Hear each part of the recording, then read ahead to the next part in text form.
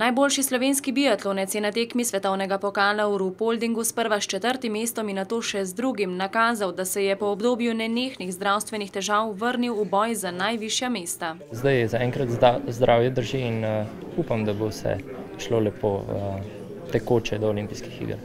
A forma še ni na ravni, ki bi si jo želel. To je daleč izpod tega, kar bi jaz hotel, in verjamem, da bom skozi naslednje dni napredoval. Že v pripravah na olimpijsko sezono Fak ni imel sreče s poškodbami, nato je zaradi okužbe z bakterijo izgubil še nekaj kilogramov, zato pravi, da bo v Sočiju ključno vlogo odigralo zdravje.